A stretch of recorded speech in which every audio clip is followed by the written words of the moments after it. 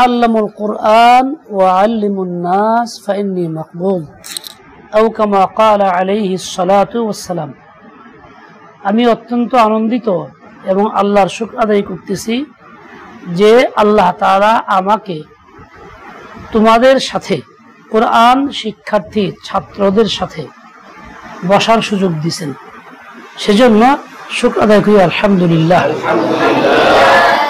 আমিও তোমাদের মতো একজন ছাত্র, তালেবে ইলম। বয়স বাড়ছে, তোমাদের বয়স কম। একসময় তোমাদের মতোই ছিলাম, তোমরাও একদিন বড় হয়ে আমাদের মতো বয়স হয়ে যাবে। আল্লাহ পাক দীর্ঘ হায়াত দান করুক। তোমাদের বয়স যখন ছিলাম, আমরা এত আইটেম খাবার খাইতাম না।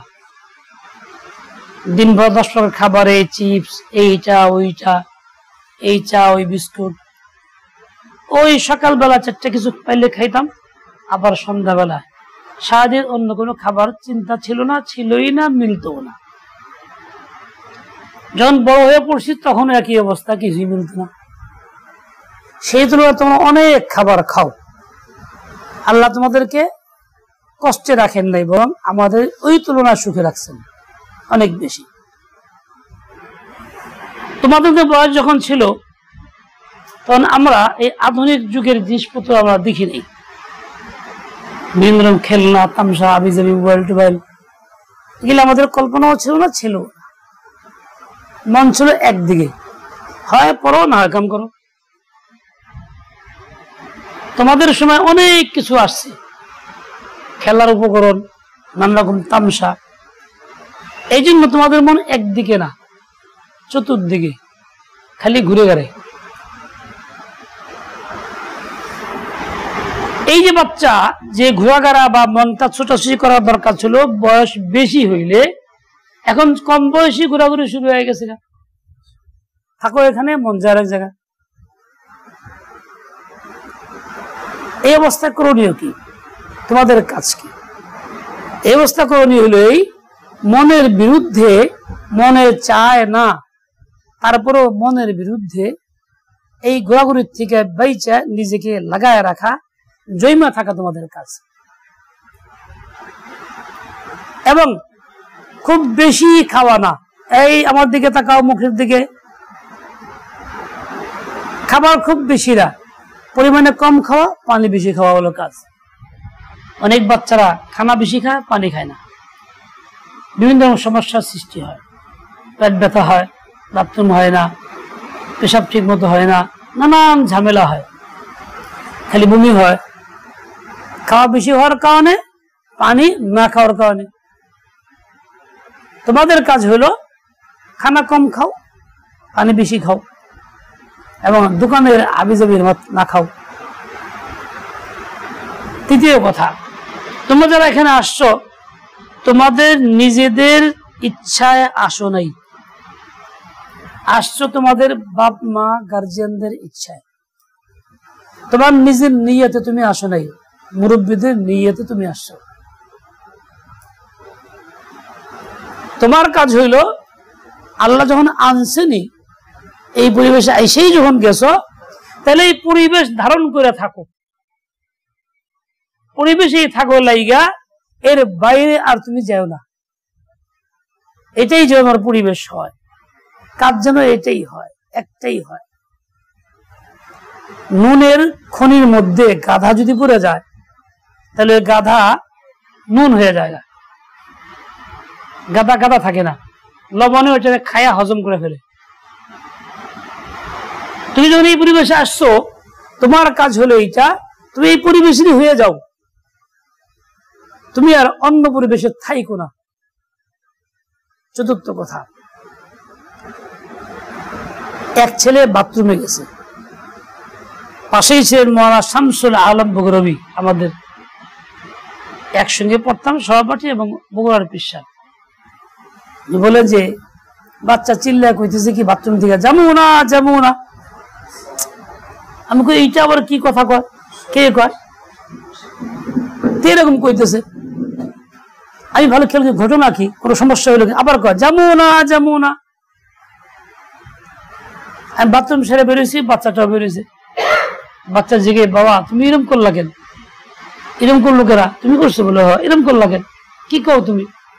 বলে হুজুর বাথরুমে গেছি, মনের ভিতরে শয়তান খালি কয় বাইর জায়গা পড়ুম না, অমুকখানে জায়গা, এর লিগা জোরে জোরে কইলাম মনের, না মন যাবো না, যাবো আমি থাকবো।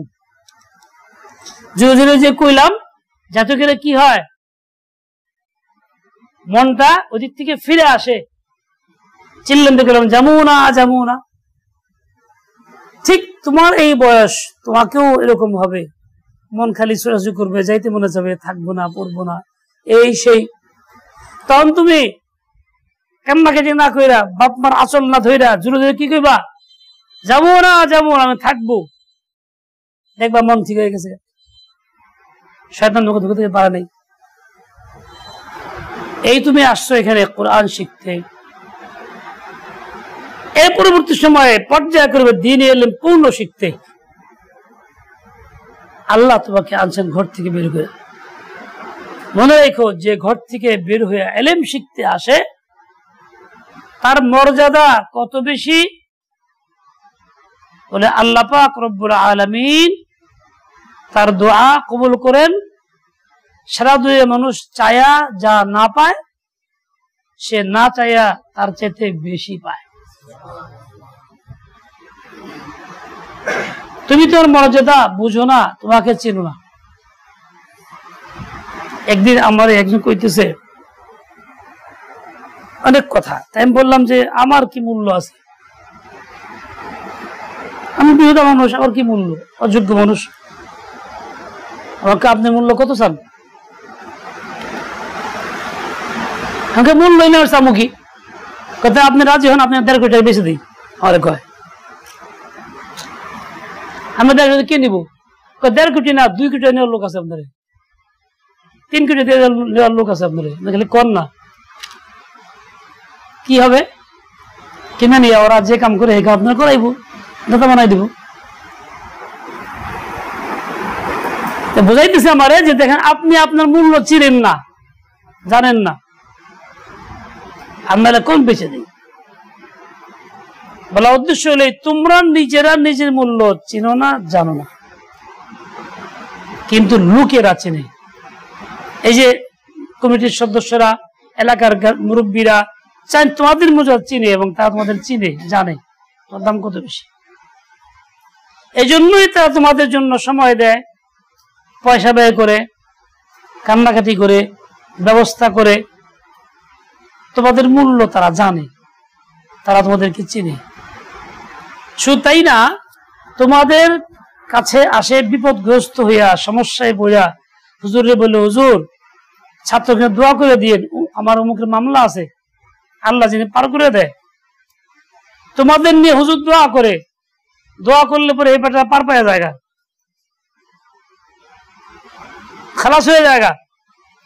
আর তোমাদের খাবার টাকা দেয়, টাকা ছাত্র খাওয়াই দিই। দেখ, তোমরা জানো না তোমার দোয়ায় কত বড় কাজ হয়ে গেছে, আরেকজনের বিপদ থেকে মুক্ত হয়ে গেছে, মামলা শেষ হয়ে গেছে, অসুখ থেকে মুক্ত হয়ে গেছে, তুমি জানো না। বলা উদ্দেশ্য, তোমার দোয়া আল্লাহর কাছে কবুল। তুমি কত পছন্দের পাত্র আল্লাহর কাছে। নিজেকে চিনো না, অন্যরা তোমাকে চিনে, তাই দোয়া চাইতে আসে।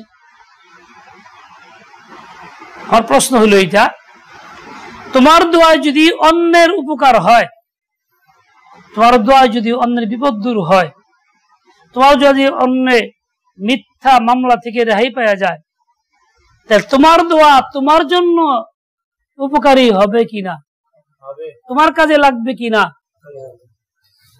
তোমারটা অন্যের জন্য উপকারী হইল, নিশ্চয়ই তোমারটা তোমার জন্যও কি হবে? উপকারী হবে, তোমার কাজেও লাগবে। তুমি নিজেকে চিনো না দেখা বলতে পারছো না। তোমার কাজ হলো এইটা, এই যে এই পথে আসছো, লাইগা থাকো, মন চাইতে চাইবা না, যেমন না যেমন চিল্লেন দিয়ে কইবা। তোমার কাজ হলো এইটা।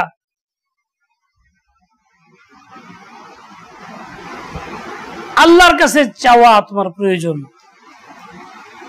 বড় প্রয়োজন হইলো যে আল্লাহ আমাকে এই কাজে লাগাই রাখেন, আমার সরাই দিন না, বঞ্চিত করেন না। এই দোয়া আল্লাহর কাছে করা তোমার কাজ। মনে রেখো, ছোট্ট বাচ্চাদের দোয়া বেশি কবুল হয়, এবং অন্যরা চায়া যা না পায় তোমরা না চায়া তার চেয়ে বেশি পাও। শেষ কথা বলি, তোমার ধনী না গরিব? ধনী না গরিব? তোমরা কি? মিশা কথা, তোমরা ধনী। তো নিজের চিনো না, তোমরা জানো না তোমরা ধনী, বরং সবচেয়ে বড় ধনী। দুনিয়ার ধনী কারে মনে করে? যার 5 তলা 10 তলা বিল্ডিং আছে, জমি আছে, ভাড়া পায়, টাকা আসে। 5-10 তলা বিল্ডিং এটা কিছুই না তোমার কাছে। তোমার জন্য আল্লাহ পাক বরাদ্দ রাখছেন 6000 তালার উপরে বিল্ডিং। কত? 6000 তালার উপরে। তো তুমি ধনী গরিব হইলা কেমনে? এত বড় বিল্ডিং 6000 তালা মালিক যে সে গরিব হইতে পারে? 5 তলা মালিক ধনী হয়ে জায়গা দুনিয়াতে, 10 তলা মালিক ধনী হয়ে জায়গা, আর তুমি 6000 তালা মালিক, তুমি গরিব হইতে পারো না। তার বিল্ডিং তোমার যে বরাদ্দ আছে, তুমি জানো না, চিনো না, কইতে পারো না। মনে রেখো তুমি ধনী। হাদিসে পাক আছে, মান লাম ইয়াতাগান্না বিল কুরআনি ফালাইসা মিন্না। কুরআন পায়া যে নিজেকে ধনী মনে না করে, ধন্য না হয়, সে আমার নবীর উম্মত না, উম্মত না, পুরা কবিলা বঞ্চিত। নিজেকে ধনী মনে করো, ধন্য মনে করো, বাস্তবে তোমার জন্য আছে এত বড় বিল্ডিং। তুমি বলবে এত বড় বিল্ডিং কোথায়? চোখের আড়ালে, দেখা যায় না। দেখা যায় না কেন? ওইটা পরকালের জগতের জিনিস। দুনিয়াতে এইরকম বিল্ডিং থাকার জায়গা নাই, ধারণ ক্ষমতা নাই। 20 তলা বিল্ডিংই বাংলাদেশ যাইবে নিচ জায়গা, 7 তলা যাইবে জায়গা, মাটির মধ্যে ধারণ ক্ষমতা নাই। আর 6000 তলা দিলে তো কথাই নাই, লগে লগেই শেষ। জায়গা মতো আছে। কাজেই তুমি নিজেকে ধনী মনে করবা, বড় মনে করবা। কেউ জিজ্ঞেস করলে কি বড় মাদ্রাসা পড়ি, এরকম কো না, বরং বড় আওয়াজে বলো আলহামদুলিল্লাহ মাদ্রাসায় পড়ি, যাতে বেটা বুঝে সব বোনাস। আমরা যেমন কিছু হিরম না দিই, সে আনন্দিত, সে ধন্য। এই কি বড় মিয়া? আলহামদুলিল্লাহ কোরআন পড়ি। এই মিয়া কি করো? আলহামদুলিল্লাহ কোরআন হেফজ করতেছি। তুমি কি করো মিয়া? তুমি কিছুই না। এরকম ভাবে হিম্মতের সাথে, গর্বের সাথে পরিচয় দিবা। এরকম পড়ি, তাহলে তুমি নিজের পরিচয় তুমি লাভ করো নাই, তুমি গর্বিত রও। তোমার কদর আল্লাহর কাছে হবে না, তুমি বেইজ্জতি হইবে, লাঞ্ছিত হইবে। দুনিয়ার মানুষরা তোমাকে পারাবে, ছোট্ট তাচ্ছিল্য করবে, লাঞ্ছিত করবে, কত খারাপ কাজ হবে। যাই হোক, আল্লাহর নবী সাল্লাল্লাহু আলাইহি ওয়াসাল্লাম তাআল্লামু কুরআন ওয়া আল্লিমুন নাস, কোরআন শিখাও, মানুষকে শিখাও।